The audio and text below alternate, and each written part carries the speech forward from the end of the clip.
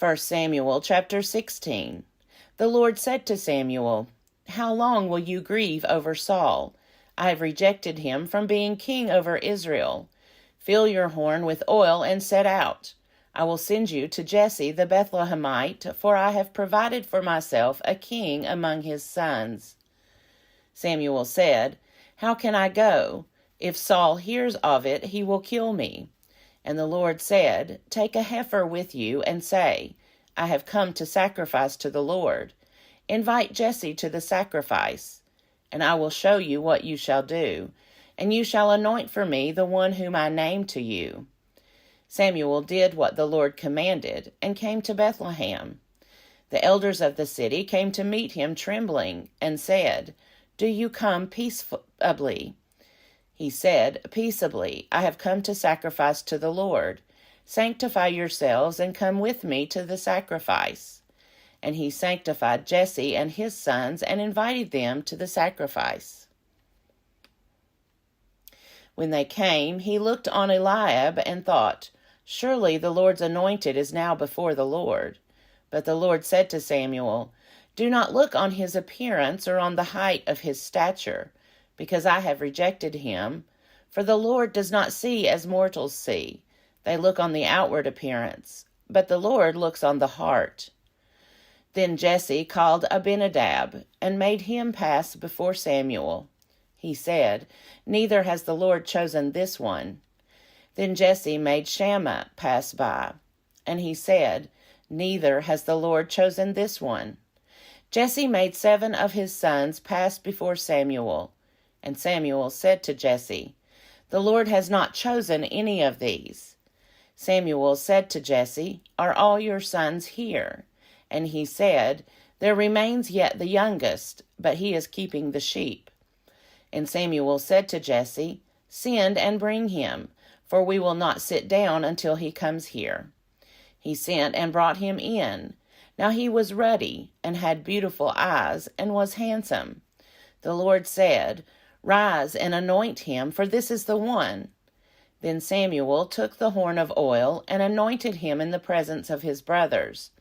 And the Spirit of the Lord came mightily upon David from that day forward. Samuel then set out and went to Ramah. Now the Spirit of the Lord departed from Saul, and an evil spirit from the Lord tormented him. And Saul's servant said to him, "See now, an evil spirit from God is tormenting you.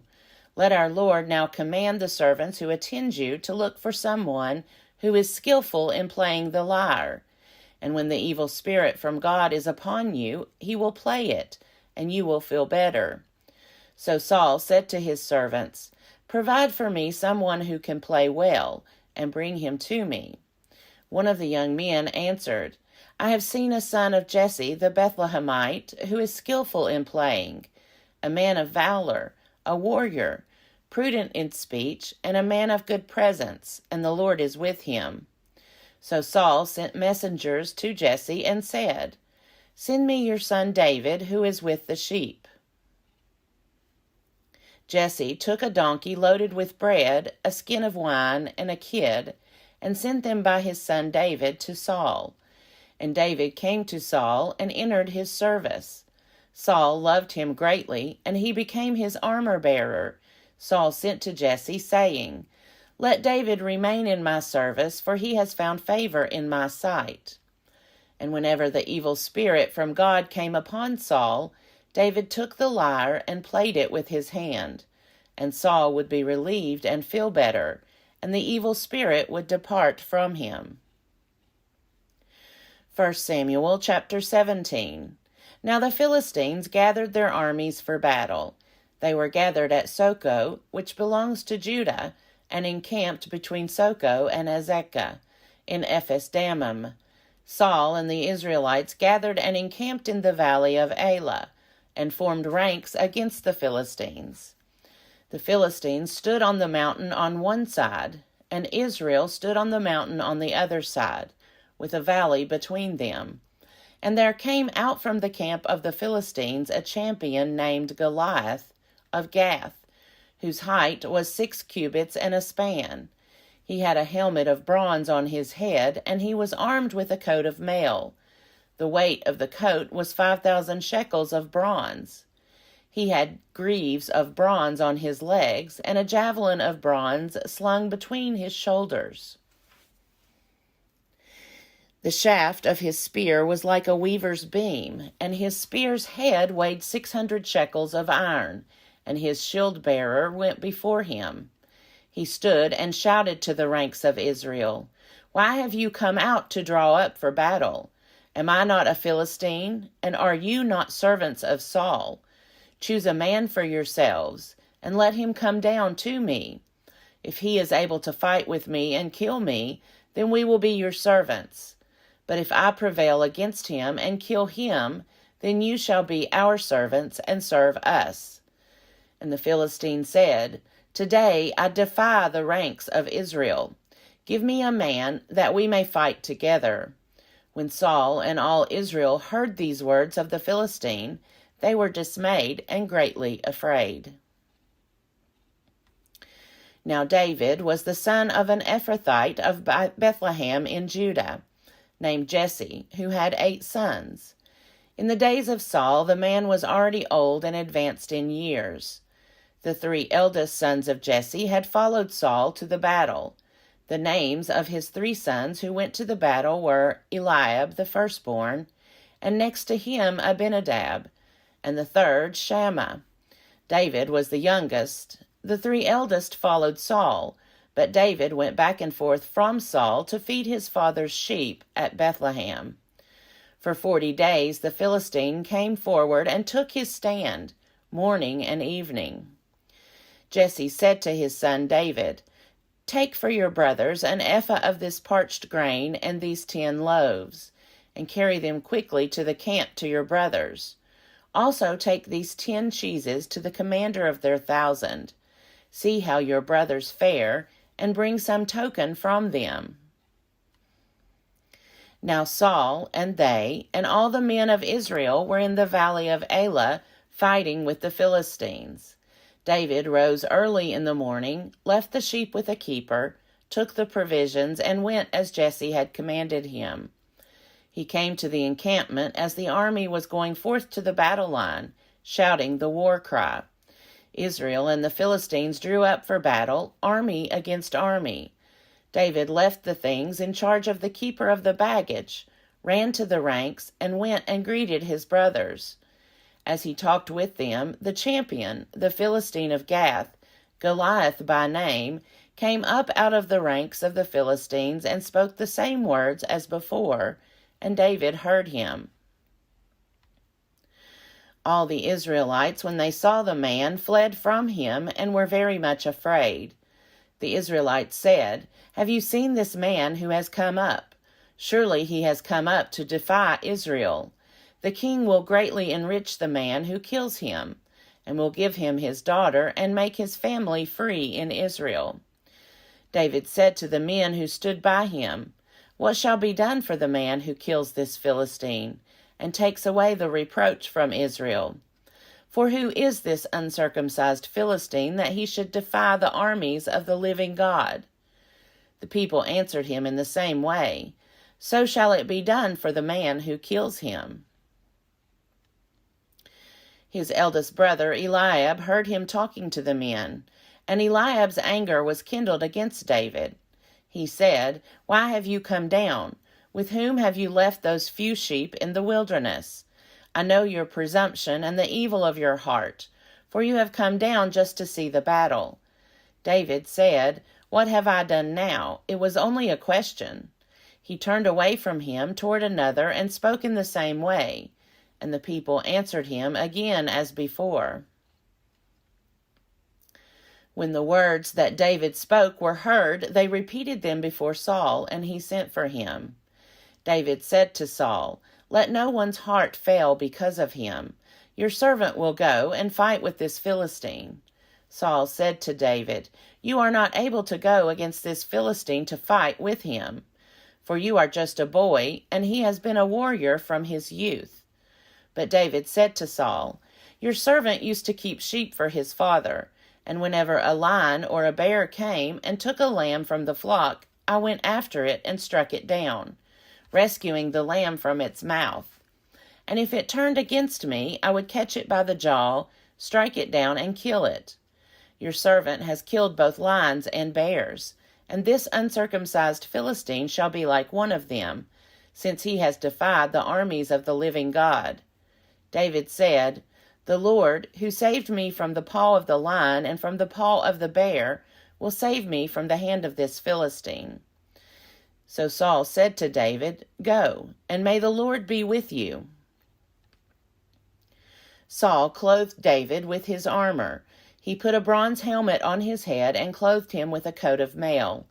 David strapped Saul's sword over the armor, and he tried in vain to walk, for he was not used to them.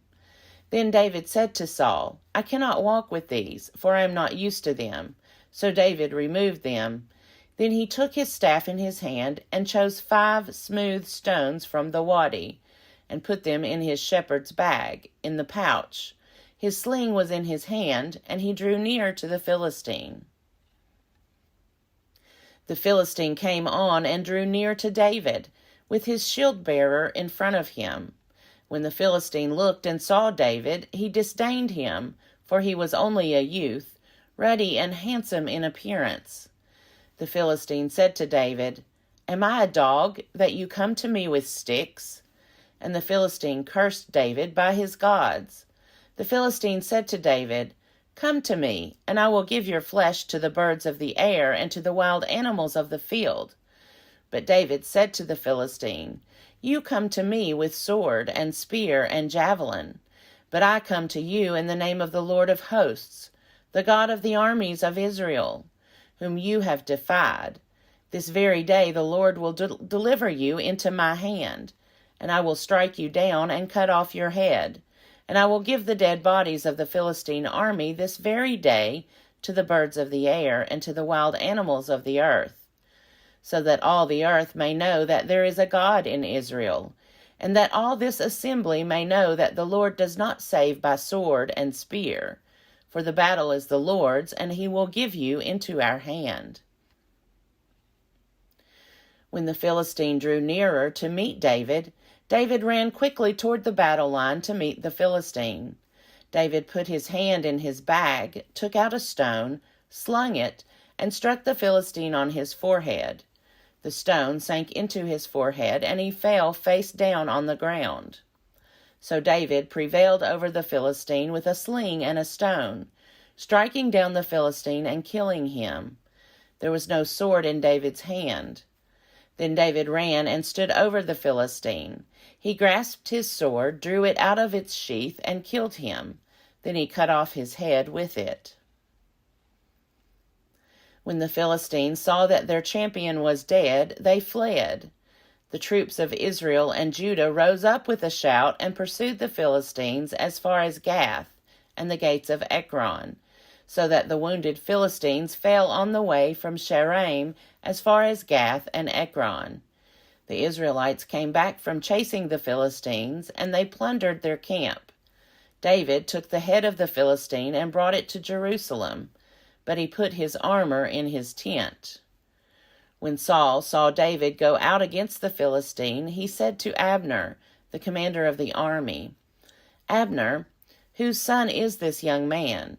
Abner said, As your soul lives, O king, I do not know.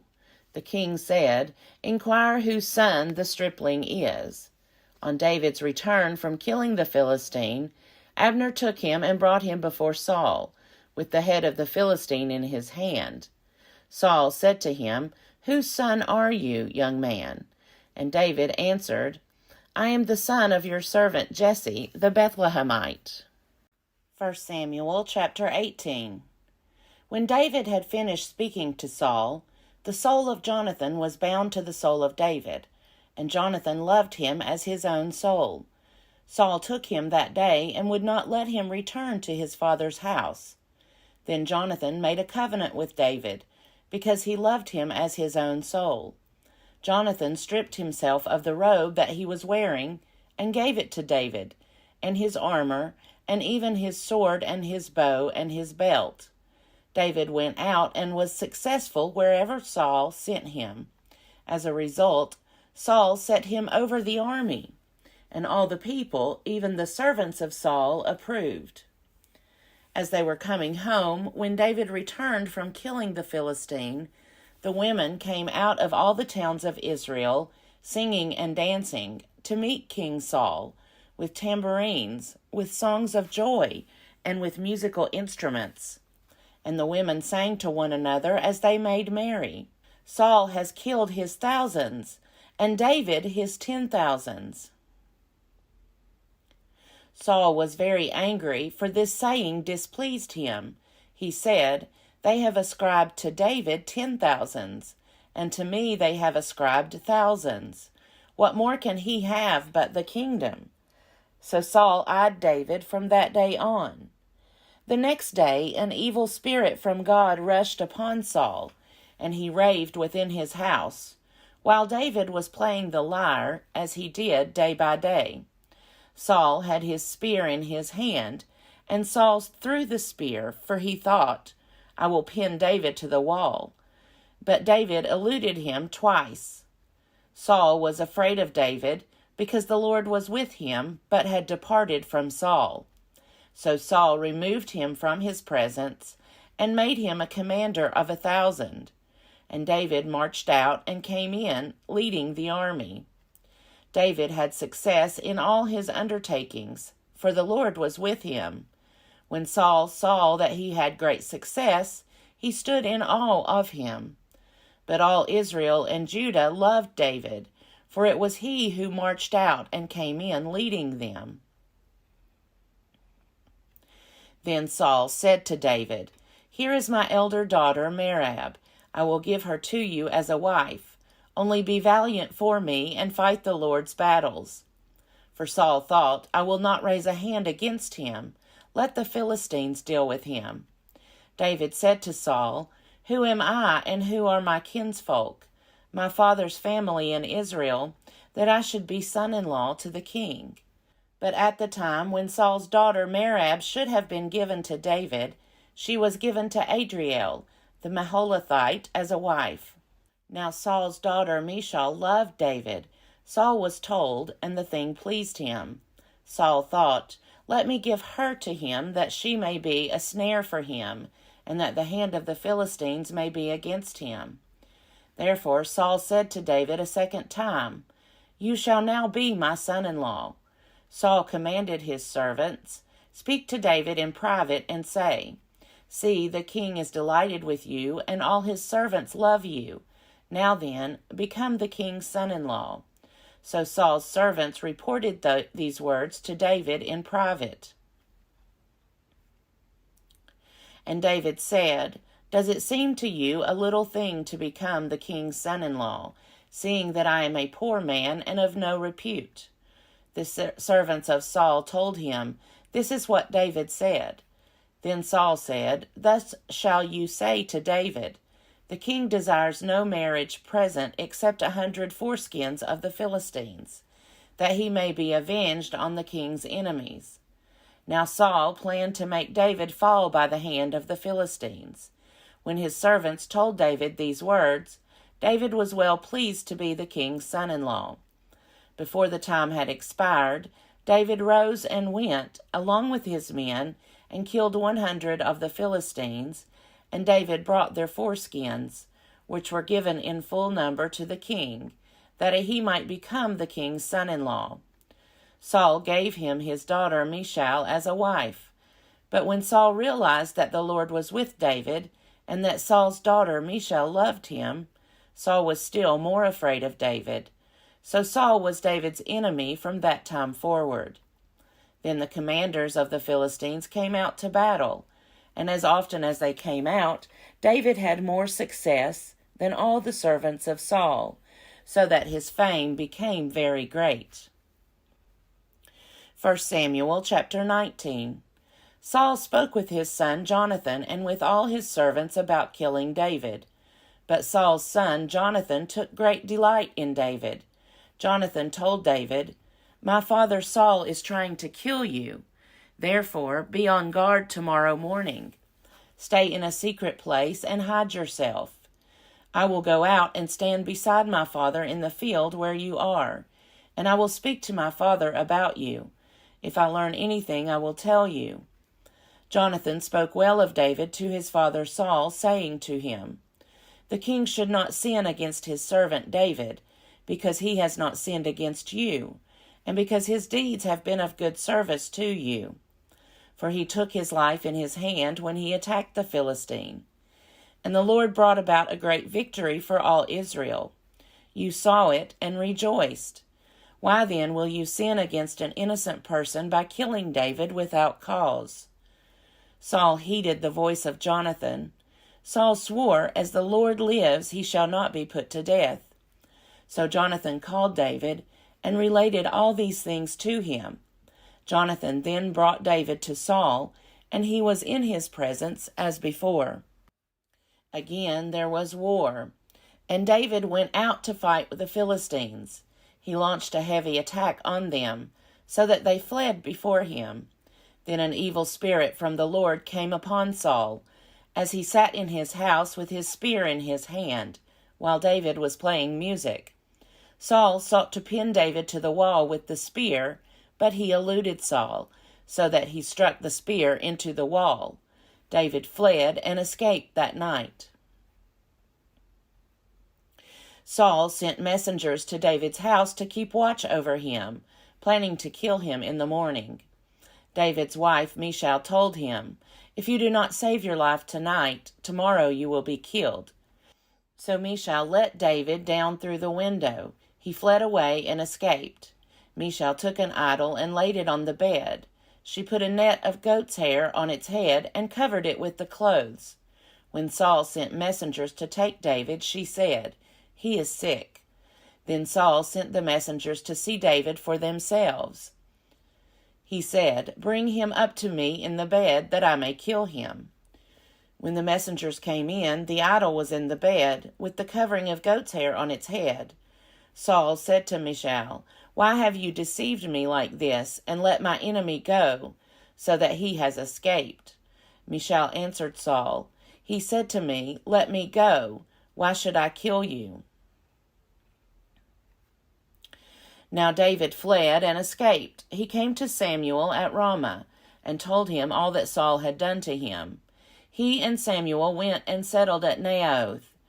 Saul was told, "David is at Naioth in Ramah." Then Saul sent messengers to take David. When they saw the company of the prophets in a frenzy, with Samuel standing in charge of them, the Spirit of God came upon the messengers of Saul, and they also fell into a prophetic frenzy. When Saul was told, he sent other messengers, and they also fell into a frenzy. Saul sent messengers again the third time, and they also fell into a frenzy. Then he himself went to Ramah. He came to the great well that is in Secu. He asked, "Where are Samuel and David?" And someone said, "They are at Naioth in Ramah." He went there, toward Naioth in Ramah, and the Spirit of God came upon him. As he was going, he fell into a prophetic frenzy, until he came to Naioth in Ramah. He too stripped off his clothes, and he too fell into a frenzy before Samuel. He lay naked all that day and all that night. Therefore it is said, "Is Saul also among the prophets?" 1 Samuel chapter 20. David fled from Naioth in Ramah. He came before Jonathan and said, "What have I done? What is my guilt? And what is my sin against your father that he is trying to take my life?" He said to him, "Far from it, you shall not die. My father does nothing either great or small without disclosing it to me. And why should my father hide this from me? Never." But David also swore, "Your father knows well that you like me, and he thinks, 'Do not let Jonathan know this, or he will be grieved.' But truly, as the Lord lives, and as you yourself live, there is but a step between me and death." Then Jonathan said to David, "Whatever you say, I will do for you." David said to Jonathan, "Tomorrow is the new moon, and I should not fail to sit with the king at the meal. But let me go, so that I may hide in the field until the third evening. If your father misses me at all, then say, David earnestly asked leave of me to run to Bethlehem, his city, for there is a yearly sacrifice there for all the family. If he says good, it will be well with your servant. But if he is angry, then know that evil has been determined by him. Therefore deal kindly with your servant, for you have brought your servant into a sacred covenant with you. But if there is guilt in me, kill me yourself. Why should you bring me to your father? Jonathan said, Far be it from you. If I knew that it was decided by my father that evil should come upon you, would I not tell you? Then David said to Jonathan, Who will tell me if your father answers you harshly? Jonathan replied to David, Come, let us go out into the field. So they both went out into the field. Jonathan said to David, By the Lord, the God of Israel, when I have sounded out my father, about this time tomorrow, or on the third day, if he is well disposed toward David, shall I not then send and disclose it to you? But if my father intends to do you harm, the Lord do so to Jonathan and more also, if I do not disclose it to you, and send you away so that you may go in safety. May the Lord be with you, as he has been with my father. If I am still alive, show me the faithful love of the Lord. But if I die, never cut off your faithful love from my house. Even if the Lord were to cut off every one of the enemies of David from the face of the earth. Thus Jonathan made a covenant with the house of David, saying, May the Lord seek out the enemies of David. Jonathan made David swear again by his love for him, for he loved him as he loved his own life. Jonathan said to him, Tomorrow is the new moon. You will be missed, because your place will be empty. On the day after tomorrow you shall go a long way down, go to the place where you hid yourself earlier, and remain beside the stone there.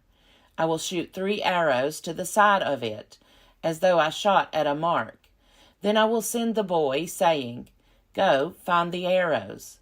If I say to the boy, Look, the arrows are on this side of you, collect them, then you are to come, for as the Lord lives, it is safe for you, and there is no danger. But if I say to the young man, Look, the arrows are beyond you, then go, for the Lord has sent you away. As for the matter about which you and I have spoken, the Lord is witness between you and me forever. So David hid himself in the field. When the new moon came, the king sat at the feast to eat. The king sat upon his seat, as at other times, upon the seat by the wall. Jonathan stood, while Abner sat by Saul's side, but David's place was empty. Saul did not say anything that day, for he thought, Something has befallen him. He is not clean. Surely he is not clean. But on the second day, the day after the new moon, David's place was empty. And Saul said to his son Jonathan, Why has the son of Jesse not come to the feast, either yesterday or today? Jonathan answered Saul, David earnestly asked leave of me to go to Bethlehem. He said, Let me go, for our family is holding a sacrifice in the city, and my brother has commanded me to be there. So now, if I have found favor in your sight, let me get away and see my brothers. For this reason he has not come to the king's table. Then Saul's anger was kindled against Jonathan. He said to him, You son of a perverse, rebellious woman, do I not know that you have chosen the son of Jesse to your own shame, and to the shame of your mother's nakedness? For as long as the son of Jesse lives upon the earth, neither you nor your kingdom shall be established. Now send and bring him to me, for he shall surely die. Then Jonathan answered his father Saul, Why should he be put to death? What has he done? But Saul threw his spear at him to strike him. So Jonathan knew that it was the decision of his father to put David to death. Jonathan rose from the table in fierce anger, and ate no food on the 2nd day of the month, for he was grieved for David, and because his father had disgraced him. In the morning Jonathan went out into the field to the appointment with David, and with him was a little boy. He said to the boy, "Run and find the arrows that I shoot." As the boy ran, he shot an arrow beyond him. When the boy came to the place where Jonathan's arrow had fallen, Jonathan called after the boy and said, "Is the arrow not beyond you?" Jonathan called after the boy, "Hurry, be quick, do not linger." So Jonathan's boy gathered up the arrows and came to his master. But the boy knew nothing. Only Jonathan and David knew the arrangement. Jonathan gave his weapons to the boy and said to him, "Go and carry them to the city." As soon as the boy had gone, David rose from beside the stone heap and prostrated himself with his face to the ground. He bowed 3 times, and they kissed each other and wept with each other. David wept the more. Then Jonathan said to David, "Go in peace, since both of us have sworn in the name of the Lord, saying, 'The Lord shall be between me and you, and between my descendants and your descendants forever.'" He got up and left, and Jonathan went into the city.